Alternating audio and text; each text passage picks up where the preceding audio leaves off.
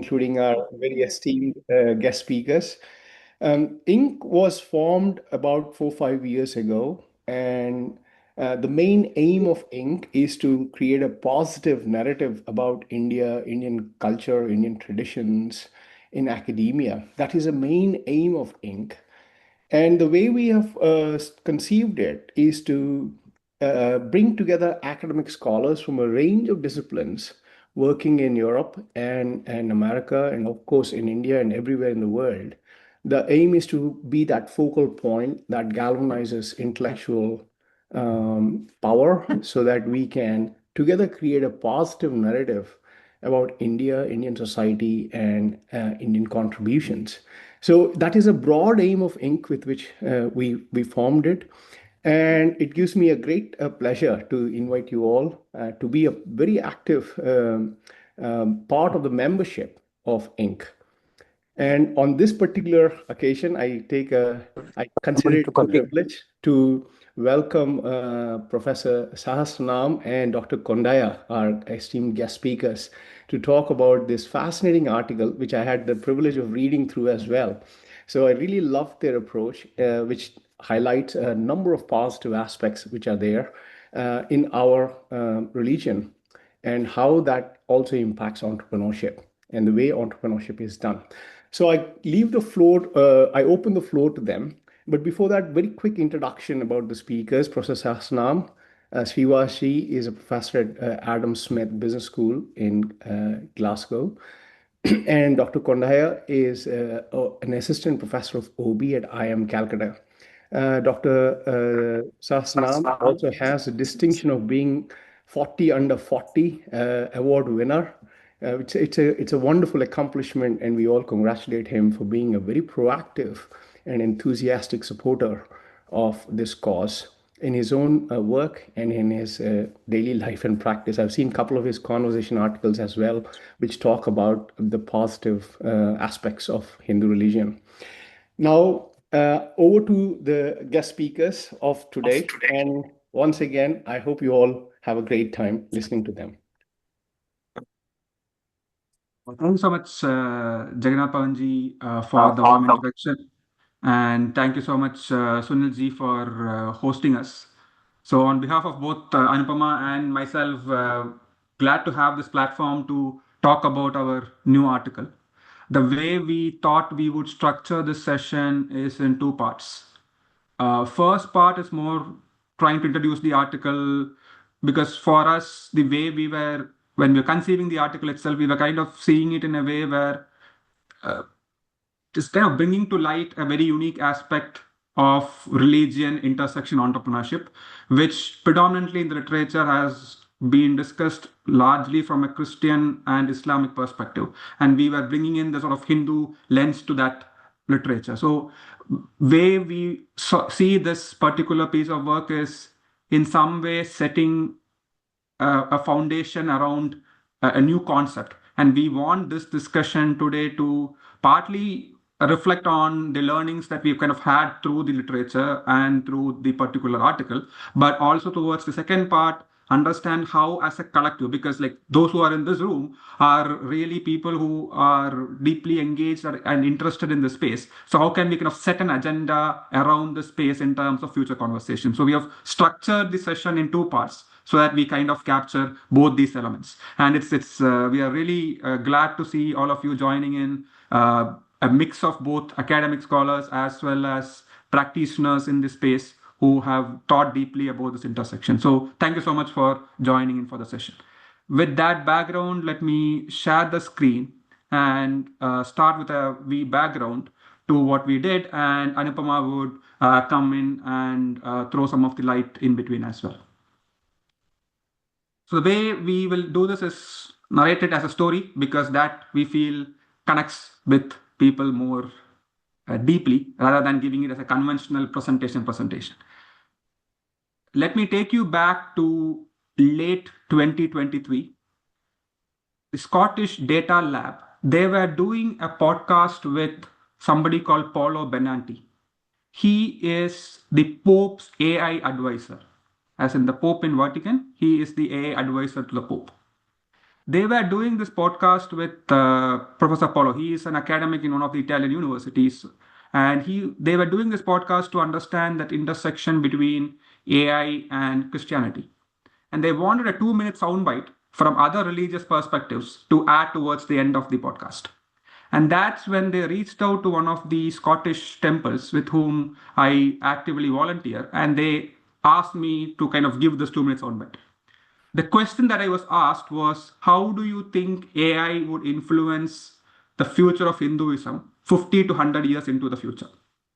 To me, that felt like a bit of a prophetic statement on what do you think the future of life will be, right? So I gave a 2 minute soundbite, but then the question stayed with me, and then I ended up writing a blog for the conversation.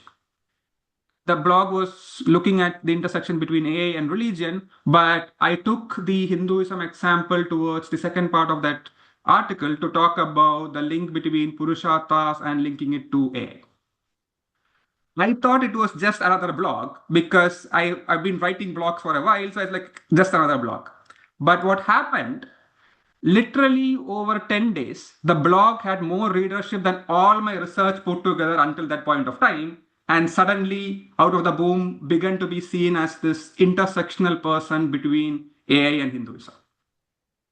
It translated into roundtables at the University of Cambridge to bring the Hinduism perspective to a future of intelligence roundtable, being called into groups like AI and Faith, and being dropped into their advisory group as the Hindu input person into that, doing multiple podcasts around AI and Hinduism. Long story short, I still continue to maintain neither do I know AI that well, nor do I know Hindu theology that well, but somehow I knew a bit and piece of both and suddenly became that sort of intersectional expert. Because all of this happened, uh, there were multiple entrepreneurs who were reaching out to know more about what is it that I was doing, because my conventional hat was this academic hat as a professor in entrepreneurship. So there are people who are beginning to reach out to see like what is it that I really do from an entrepreneurship standpoint at the intersection. I wouldn't take names. Some of them are in this call, but for the reason of maintaining the research confidentiality, I wouldn't take names. But these conversations were really opening me up to the thought on two things. One, lot of these entrepreneurs were saying that they began to think deeply about the intersection of what entrepreneurship could mean and do from an Hinduism lens post COVID. One, so I figured out in some sense that it was a post COVID realization, essentially something which had really begun to take shape and form in the last 4 or 5 years. This was, I'm talking 2024. And then the second thing was from an academic literature standpoint, also, there was a lot more of this focus on non-Western theorizing. How do you bring Eastern philosophical perspectives into management literature and all of that?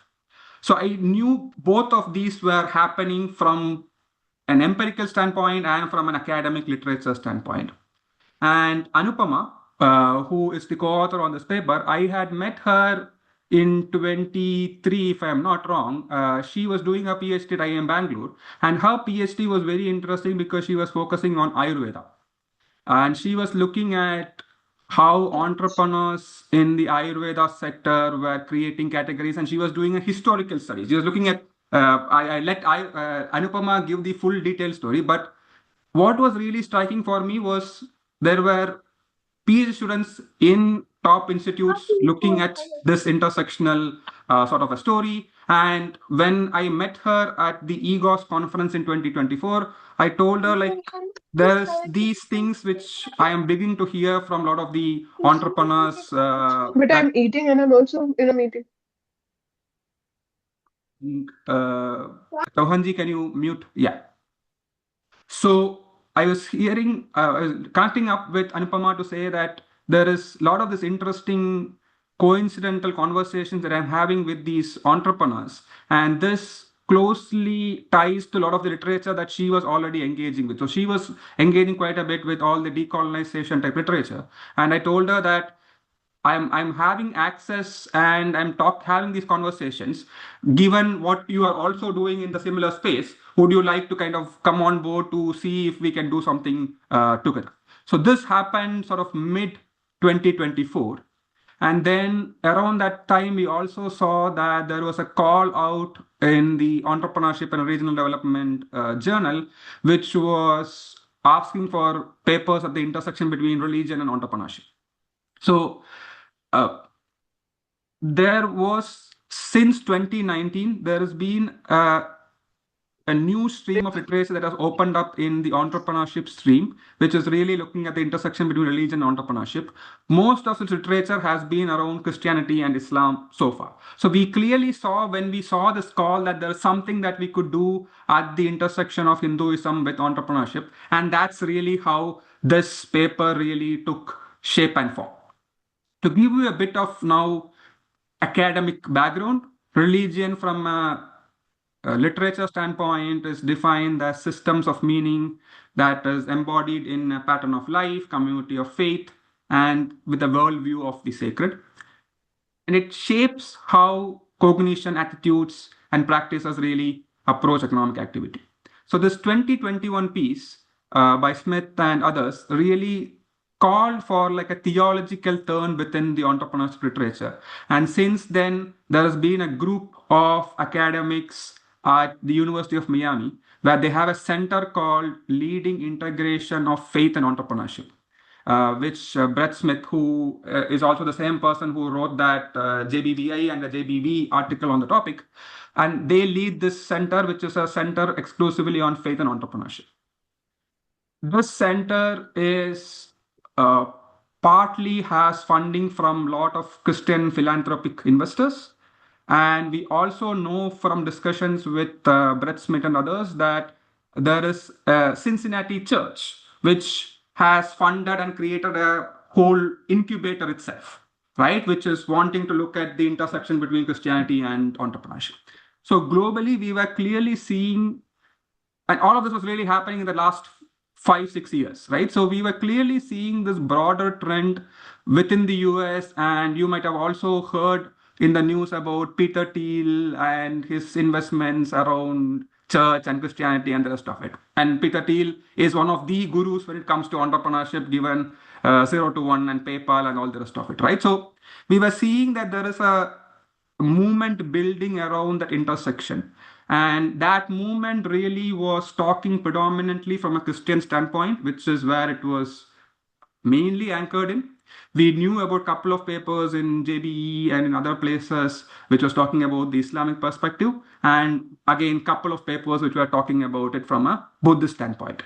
But when we look at it from a Hinduism standpoint, it was literally, there was a literature review in 2020 which found that there was literally just two papers, like literally just two papers. And one, we have Jaganji in the call who introduced us. One of his JBV in 2013 is one of those two papers, right? And that's and in that paper, it's a cross religion comparison, and it's Hinduism compared against other things. So it's not even like a Hinduism paper. Right? So there was literally like an absolute dearth when it comes to entrepreneurship being looked at from an Hinduism standpoint. And there was even these wide sweeping statements in some of the papers saying Hinduism does not support entrepreneurship. It has to be Protestant ethic to have entrepreneurship happening, all of that. Right? So it's almost like these sweeping generalizations of how entrepreneurship happens, and only happens in a certain philosophical background. But we know that from a real population standpoint, Hinduism is the third largest religion. And so that perspective needs to come in, and it offers very unique conceptual foundations, be it the pluralistic view to life, cyclical view of life. So there's a different worldview that this brings, and this influences how entrepreneurs would perceive their own life and actions that they would take when it comes to entrepreneurial decisions. So we realize that there's a clear gap to really feed into this. Hardly anyone talking about this, but there's a clear scope to bring this into the conversation. And popular press, Economist in 2024 had this article which was talking about Indian startups praying for a Hindu super app, right? So they were, this is the examples that I discussed in this economist piece are the examples of Sri Mandir, which you might have heard had raised quite a bit of funding in the last year or so. So they were talking about those types of startups, which were at the intersection between, let's say, temple and digital, or between virtual reality and digital, right? So there were these examples which were being talked about. And then we had the likes of who we are Ajijis in the call, who had received awards from mainstream media on recreating and reimagining the history through virtual reality and similar technologies, right? So there was a clear trend that we were beginning to pick up of that intersection between technology, entrepreneurship, and religion in some way coming together. And this popular trend, along with what we were seeing from a literature standpoint, really gave us a lot more confidence to go deeper into understanding what was going on. And that really shaped our question on how does entrepreneurial intention rooted in Hinduism emerge, and how is it going from an intention stage to actually starting out ventures. Taking a step back, what do we mean by intention from a religious standpoint? And that itself was not really a concept that was really defined. So what we did was really construct that new term of what we mean by religious entrepreneurial intention, right? So entrepreneurial intention has always been there. It's about the intention to start a new venture. And there were subcategories of it, like social entrepreneurial intention, which is about starting a socially focused venture. And from a religious standpoint, there was nothing similar. So we first went about creating a new construct called religious entrepreneurial intention, which we sort of defined as the intention to create a religion-inspired venture. And then you might all ask us, okay, what do you mean by religion-inspired? And for that, the way we structured that was, when we mean religious-inspired, we mean ventures which are built around religious artifacts, which could be texts, it could be temple slash church slash whatever is the place of worship. It could be about the motives. It could be about the rituals and sacred objects. And when we think about it from a Hinduism standpoint, material objects are extremely deeply embedded within Hindu practice. And be it the way we do ritual, be it the beads that we carry, be it objects that we use when we do the prayers, be it the murtis, all of it has a very strong symbolic value and spatial power attached to it. And therefore, it was important for us to look at it from that as the basis for the inspiration as a religious artifact, and how ventures were creating the venturing as a function of inspiration from those religious artifacts. That really became the first part of what we did in the paper to really conceptualize a new construct and define it from a Hinduism standpoint. View some bit more of deeper context, we had ventures, again, not taking names to maintain the confidentiality of the research, but the ventures that we spoke to, for example, had ventures who were drawing inspiration from Natya Shastra to link it to, let's say, negotiation. We had ventures which were drawing concepts from Bhavishya Purana to set guardrails around technology development. We had ventures who were building games inspired from Mahabharata and Ramayana. We had ventures which were looking at Artha Shastra and using it for consulting.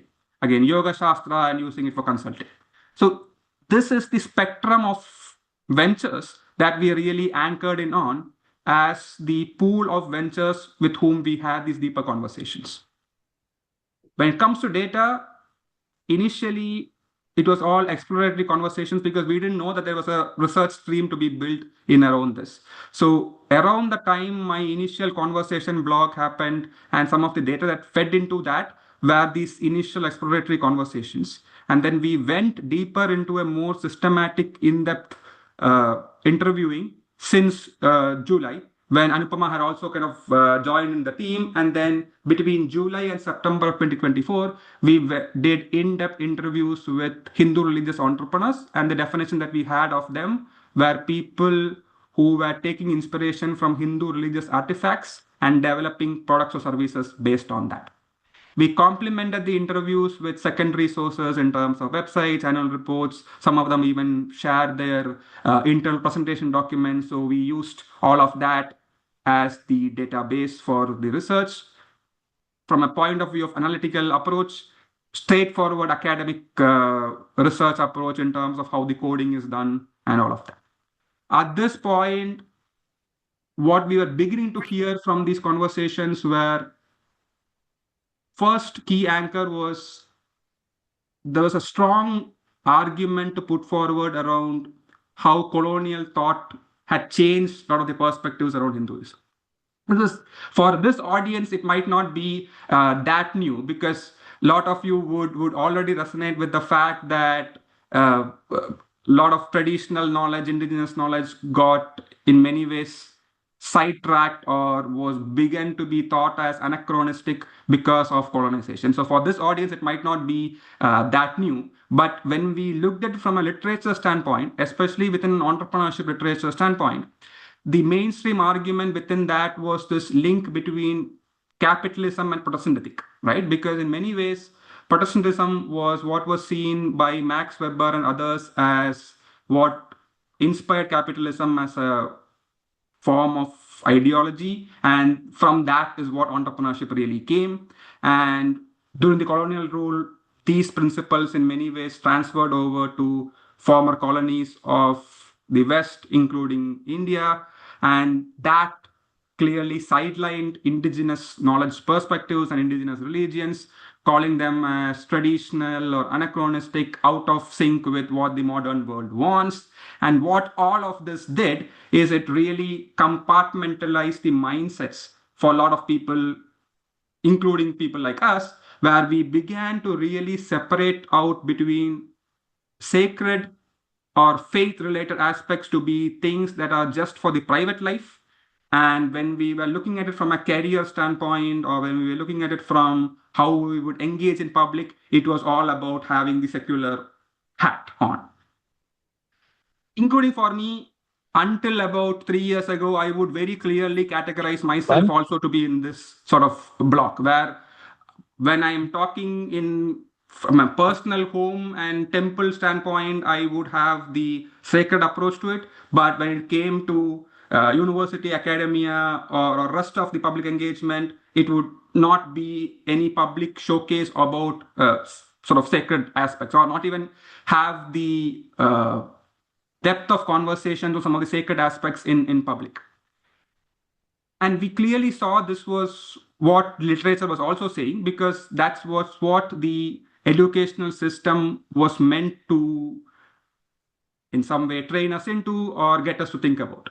And thus, from a research question standpoint, we were really interested in then looking at, okay, if the mainstream thought and if the educational system was really forcing entrepreneurs to have a compartmentalized mindset, how do these entrepreneurs who are building products and services based on religious artifacts from a Hinduism standpoint really going through this journey and translating it from what they were doing in their life before to what they were going to do with that Hindu artifact? And that really became the anchor for what we did. At this point, I will take a pause and let Anupama take over and take you through the journey on what we heard from many of these entrepreneurs. Over to you, Anupama. Thank you. Thank you so much, Shivas. Great to be here. Thank you for hosting us. And exciting to talk about what we found. Just kind of extending what Shivas was saying on the previous slide and addressing the comments here. The issue precisely is this. We know that there's a link between religion and entrepreneurship. Weber has very much written about it. But over the years and because of the forces of colonialism, either some of these assumptions have got so embedded in the idea of enterprise and capitalism that they don't get talked about. So there is a facade of secularism to capitalism and business ventures today without recognizing that much of it may be driven by, say, the Protestant ethic. That is one issue. The other thing is the mainstream literature, then the one that has got disseminated through colonial powers, etc., only acknowledges these kinds of links. And so, to answer Professor Shah's comment and agreeing with Samirji's comment, there is so much more. Like we know in Buddhism, in the Eightfold Path and its diktats, it's very clearly written that you may not engage in any economic activity that, for example, supports violence or addiction, etc. So alcohol is off the table, arms and ammunition industry is off the table. We know that it drives entrepreneurial activity in some sense. But the formal literature on religious entrepreneurship does not at all talk about much of this. It remains concentrated on largely Christian entrepreneurship because that is where the literature is coming from. And we are now seeing Islamic entrepreneurship come in as well, again, with very different principles. And so there's so much space to talk about exactly what's being said. What other economic models linked with religion were present in other parts of the world. And so we bring in Hinduism. And so this is what we were. So now we come into the data analysis and finding stage. And our entrepreneurs were gracious enough to share their thought processes very candidly with us. The quotes you're seeing here on the screen, you will have more of them in the paper. It's open access. When you go there, you'll see more quotes. We are kind of giving you a sample here. But precisely this kind of a thought process is what we heard. The fact that perspectives from India, from Hinduism, don't actually get talked about as much. But these are the perspectives that actually helped solve some of the personal crises or even professional crises for our entrepreneurs at different points in their life. And so if you see the quotes, that's what they're referring to. That in general, it's well and good to refer to Western perspectives, but when there was a personal crisis, it was, say, the Bhagavad Gita's perspectives that actually helped answer some very critical questions for some of them. But given that that is the scenario, that leads to what is called cognitive dissonance, that if this is so useful, why is it that nobody told me about it? Why is it that we don't hear about it so much in the public discourse? Why don't more people know about it? We are selling a mainstream perspective that isn't helping me or many others like me. And so where is the gap? That sort of dissonance started to emerge in what we heard. And then looking for others or subject matter experts, the entrepreneurs found that the subject matter experts were not able to communicate. They were great. They were the custodians of this knowledge. But how do you make it relevant and relatable for the modern Indian? And this is exactly where it goes back to the other work that I was doing. How do you kind of make traditional perspectives relevant to modern times without losing their essence or diluting them? And so one of the things the entrepreneurs were observing was that, yes, there are so many subject matter experts, but they're not able to bring down the knowledge to the daily contexts in which all of us operate. And so that then makes the gap continue in some way. They were also seeing, we heard in the quotes, this dual mind that we talked about in one of the previous slides. The fact that we only bring in traditional perspectives, religious perspectives to the personal sphere as it is defined in the literature, but in the public sphere or the professional sphere, we stick to the mainstream perspectives, what sounds secular, the Western perspectives, etc. So one of the entrepreneurs, the quotes you can see is that when you see Indians, especially in the UK, etc., the way they are in their private spheres is very different from the public spheres. And they're recognizing that this is not good because there's a lot of switching that's happening. And so this is a symptom of the fractured mind that we talk about in the paper that post-colonial literature has talked about. So in erstwhile colonies, because of the meeting of these two bodies of knowledge of two kinds of cultures and perspectives, there is a bit of a fracture that gets created, where the personal and the professional, the public and the private is separated. And so religious, traditional perspectives are seen to be suitable only for the personal space. Hearing all of this and seeing and observing this, the gaps, the dissonance, the fact that there's so much useful stuff and how do we kind of bring it, to people. You can see in the quote that the entrepreneurs started to develop, sort of this desire to decolonize religion and entrepreneurship as well. So how do we instill a sense of pride again in these traditional perspectives in heritage? And how do we do it at scale? And this is where entrepreneurship is important. one person can do it, in a personal capacity. How do we bring scale to it? And that's where the power of entrepreneurial models, entrepreneurship probably comes in. And so you can also see this seed of entrepreneurship arise, if you look at entrepreneurship as a phenomenon. The other thing that we heard, and which was very heartening and crucial to our findings, was that the entrepreneurs also saw it as a sense of duty. And this again is a very traditional thought process where many of the traditional sort of scriptures, literature talk about lineages and how knowledge is passed down through generations. And so you can see in the quotes that doing this and doing this well in a manner that maintains essence and helps people connect is almost a duty to the ancestors. And so a sense of duty also starts to emerge. So if we go to the next slide. So when we do coding, systematic coding of data in papers, we combine all quotes which are similar, and then we translate them into themes. So what I just explained, you would have multiple quotes on all of those fronts from different entrepreneurs. And if you look at the second column is where you are seeing these emerge. So the fact that there was cognitive dissonance experienced, a sort of a distance between modern and traditional perspectives giving answers. But also, as Srivas was highlighting in a previous slide, traditional perspectives are also seen as out of step, as ancient and so more suitable for that time. So there's a temporal disconnect. The perspectives are present today, but the intention is to maintain them because they're tradition, not because they're useful. And so if you see a bit of a disconnect over there, that is what we're calling temporal disconnect. We've talked about the philosophical disconnect already, that Western perspectives are sort of, shaped in a way that don't always even talk to our contexts. And so on both fronts, the entrepreneurs were seeing a bit of a disconnect as individuals. We've talked about the urge to decolonize. There was an observation that narratives were distorted. They were almost always seen through the colonial gaze, through the mainstream gaze. So the entrepreneurs felt that now we see our own knowledge also through a lens that the West has given us. And so how do we reverse that? And it being seen as duty. This is the first block of our findings, where you can see that there is an urge to do something, both decolonization and duty. So think about it. There is a comparison between Western, loosely called Western cultures. These are big buckets, I understand, and Eastern cultures. And my own observation has been that the Western cultures are more rights-oriented, whereas Eastern cultures are more duty-oriented. And duty almost always means that if duty is not fulfilled, it leads to feelings of guilt. And so one must do something when one feels dutiful. Decolonization, by definition, has a bit of an action orientation built into it. So if you put these themes together, we can see that there is a bit of an intention developing to do something at scale. The entrepreneurs also shared quotes about how they wanted to launch something, which would help do this.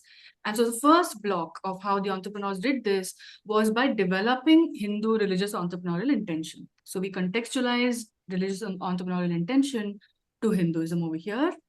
And now is the important part, and this is again a bit of an academic part. This, we needed a lens, a theoretical lens, to help put this in perspective.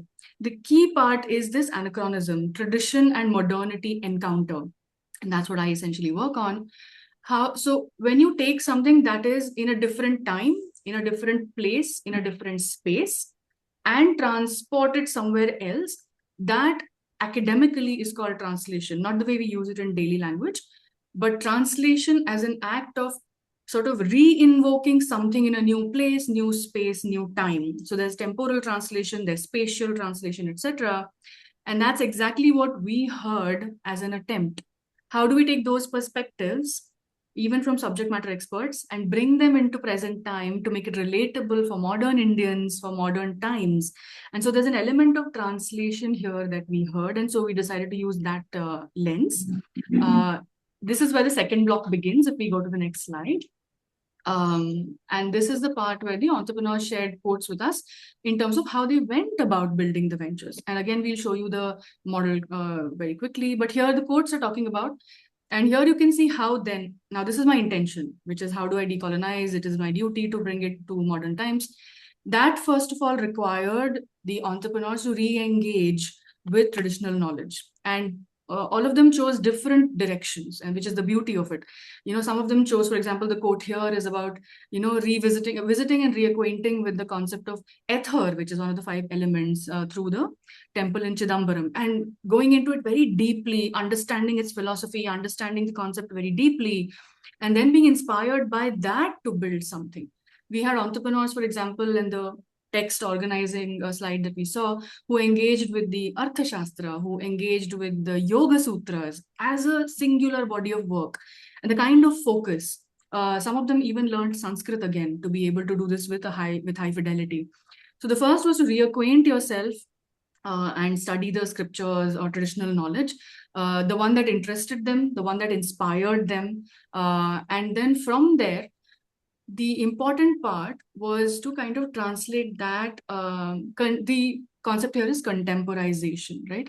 So how do you now bring it into modern times? This is where the entrepreneurial ventures came in, by embedding these ideas into the offerings. So some of them decided that they could offer consulting advice for organizations and people based on the Yoga Sutras or the Natya Shastra or the Artha Shastra. And so taking all of that advice, but making it very relevant to business contexts, or even personal growth, leadership advice, etc. Or you had, entrepreneurs who thought that they could take all of that advice, recreate some of these sites, for example, right? So how do we use virtual reality and try and have people revisit some of the ancient sites? How do you kind of, create merchandise that helps people to symbolically then honor India's past? And so different expressions came in. So we are calling this entrepreneurial expressions, which allowed contemporization of all of these. And the last and very important part, again for us, and very fascinating part, was which departs from general understandings in entrepreneurship, is how much words like dharma came in. So we've talked about duty, and dharma has multiple meanings. One of them is duty. The other is ideas of knowledge being free. And so our entrepreneurs, many of them also shared that this is not ours, this is not proprietary to our organization or my company, and hence whatever I do is available out there for people to see, to read, to build on, because this is the knowledge of the ancestors. And if we look back into the tenets of Hinduism, many traditions within Hinduism, knowledge is considered to be a universal body, right? So it's cosmic knowledge. And the teleology of Hinduism in many traditions is to kind of find unison with that cosmic consciousness. The day the person realizes that the person is that divine entity or is similar to that divine entity, the goal of one's sort of life has been achieved. And so that cosmic knowledge is considered to belong to everyone. There is no idea of ownership of knowledge. As opposed to Western ideas of knowledge in entrepreneurship, where patent laws and IP, and competition on that is extremely important. It's considered competitive advantage. Our entrepreneurs were not doing that. They were making their knowledge and approach extremely freely available. And you would think that that's very perplexing, but this is why Hindu religious entrepreneurship is slightly different from existing understandings of entrepreneurship. And so this is what the quotes talk about: contemporizing the religious knowledge after they have refamiliarized themselves, embedding it in entrepreneurial expression, and doing all of this with a philosophical foundation derived from Hinduism, which doesn't necessarily align with existing models in literature of entrepreneurship. This is the second block, where we talked about how intention translates into concrete venturing and entrepreneurship. Together, if we go to the next slide, this is the entire model of Hindu religious entrepreneurship, which begins with the development of HREI. We talked about cognitive dissonance leading to urge to decolonize, sense of duty, and highlighting this philosophical and temporal disconnect. And all of this translating into venturing by contemporization, concretizing it through entrepreneurship, and running the venture based on Hindu philosophical foundations. This is our model in the paper, and I hope you enjoyed hearing about it. I will hand back to Shrivas for the next slides. So what we find, right? So first sort of finding is this concept around what we call as the Hindu religious entrepreneurial intention, which is triggered when modern Western thought models failed to make sense in personal social crisis, while Hindu texts were offering clarity. That was the first key finding. Second thing was entrepreneurship being viewed or conceived as dharma, or in other words, duty to preserve, interpret, and serve heritage, which is very different from a commercial orientation to how entrepreneurship is seen. This is very much a purpose-driven approach to entrepreneurship. Third thing is entrepreneurs as translators of bringing religious narratives which were seen as out of sync with modernity, or the idea that Vedic wisdom is purely for something for the past and making it contemporary for the modern life, right? So entrepreneurs acting in this role as translators. The fourth key finding was how these entrepreneurs, through their action, were decolonizing identity, wherein we discussed earlier about the compartmentalized mind between the private sacred life and the secular public life. So that compartmentalized mindset was being integrated in some way through the venturing activity that these ventures were doing. It was doing it both for the entrepreneurs themselves, where they, in their own compartmentalized minds, they were trying to make the connection more seamless. And they were also trying to do it in the minds of the consumers, where they were trying to get the consumers to go to kind of go across these fractured minds and really integrate the sacred and the professional.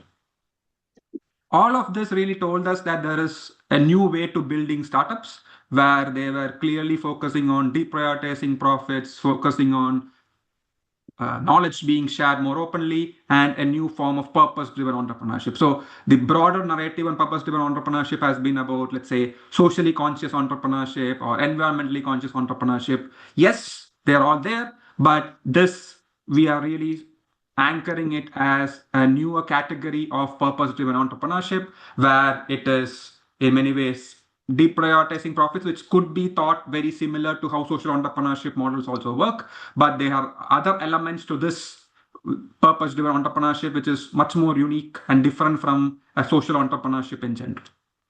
Broad story short, we were seeing an alignment between karma, as in entrepreneurial action, with dharma, duty, and artha, as in prosperity, and how this was really being brought together by these entrepreneurs to reshape what it means to succeed in the modern world. What do we find from all of this for a practice perspective? First, I think one of the key learnings that we had is the need for creating faith tech incubators. We have incubators in general in through the Atal Incubation Network and all the other networks. Manish ji, can you mute yourself, please?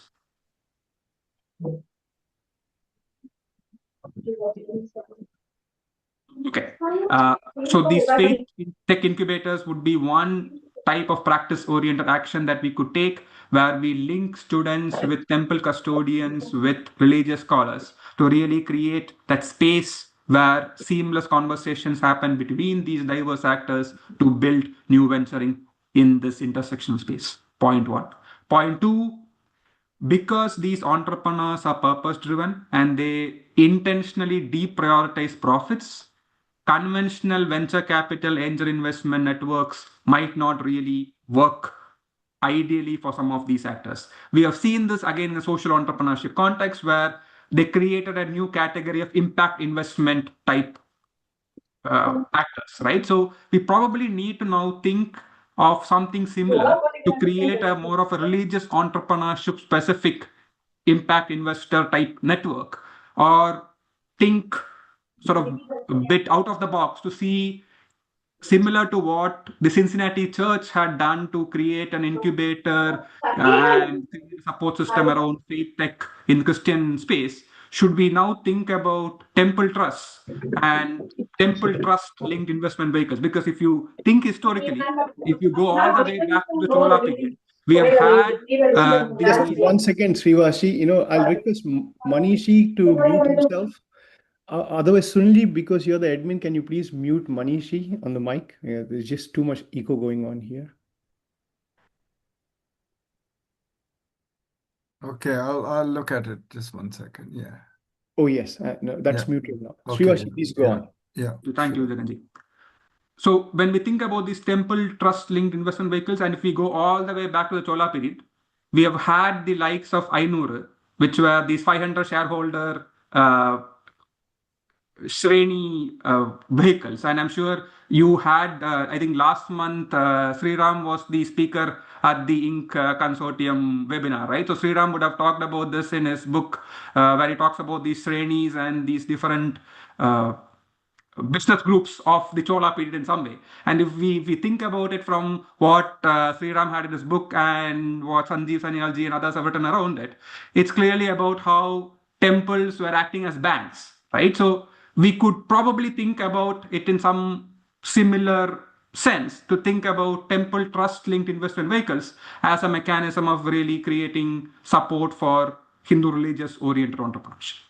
And final point would be, since the NEP in 2020, there's been a stronger integration of IKS into education and mainstream discussion. And we see there's a good possibility of collaborating with some of these Hindu religious entrepreneurs to augment that educational experience, where if you kind of bring now these virtual reality experience to classrooms, or we bring in what AI in education is being integrated with the IKS stream is looking like. I know Kalyanji is there who could talk more about it. If we bring all of those elements into our classroom discussion, that becomes a way where we are complementing the IKS mainstreaming in education policy with products and services being created by these entrepreneurs. And that natural sync would be a lot more experiential way in which how education itself could be thought about.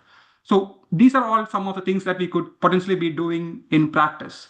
I would take a pause again here. I have a couple of more slides, which is now thinking more about how do we set an agenda around this theme and all of that. But before we go there, if there are questions around the paper itself, we could take those questions and think about it a bit, and then subsequently come back to a discussion about where do we go from what we have done. Sure, I think that's a great idea, and we can, if anyone has a question, we can take that. But before giving that opportunity to others in the call, my own question is this, Srivashi, you have selected, this is a fascinating research, and it's really well executed, and it makes a fantastic point. Now, my thing is, you have selected this group of religious entrepreneurs. They're all dealing with religious artifacts and so on and so forth, which is a very good thing. But would that sort of influence the kind of conclusions you're coming to in terms of how entrepreneurs can, or Hindu entrepreneurs would be dharmic? We want that, we want that to happen. That's the most ideal situation. But when we look at cross sectors, the influence of Western models, the profit orientation, the exploitation, whatever, all that, is associated with pure capitalism, it is sort of taking, in a big way, its tentacles are spreading very fast in the Indian economy when we look at across sectors. Do you see that as a threat to these, to the traditional dharmic ways of doing things, which we have always done historically, and which we'd love to see persist over the coming periods of time? First of all, thanks so much for the appreciation, Jaganji. So coming from you, who has been one of these pioneers in the space, that really is really good encouragement. So, and then coming to a point, Anupama might have a deeper answer to this, but my first line response on that is for the part, I see it as two-part question, right? So one is the potential sample bias, right? Like we have kind of talked to people who would say this, who we expect to say this, right? Like how do we kind of tackle that, right? So yes, like for this research, the scope was very much in that box about people who were already engaging with Hindu religious artifacts. That was the starting point. So this, you can kind of, from that dharma interpretation standpoint, you can say that the sample could be biased. I'm with you on that. But what we are, however, doing in a follow-up piece of work is we are doing a bit of, again, qualitative work, non-religious entrepreneurs, wider spectrum of entrepreneurs, to understand how they might be drawing inspiration from. We didn't ask them again. The question was not about did you draw inspiration from faith. We were just asking them as to how they were sense making about barriers and obstacles that they were having. And we were naturally beginning to hear from the conversations aspects like, okay, either a Bhagavad Gita concept, and this was not even religion bounded. We were talking to a wide spectrum. We even have heard this from people who could say, like, I will open a page of Bible and then we saw this particular phrase in the Bible and then that gave me inspiration to do X, Y, Z, right? So we are sort of doing a broader spectrum entrepreneurship piece where we kind of track the data again, not intending to that this being the answer, but we got this as the answer, which was quite interesting for us to find as answer. So that's one piece where we are kind of hoping to go deeper into that general sample and looking at how you can call it dharma, you can call it faith, you can call it spirituality, you can call it sort of consciousness, sense making, whatever box you want to put it as. But then how is that being used by entrepreneurs to sense make and take different decisions is something that we are sort of working on. So I'll stop at that. Anupama, any follow-up thoughts on that, or we go to Atulji's question? Yeah, just one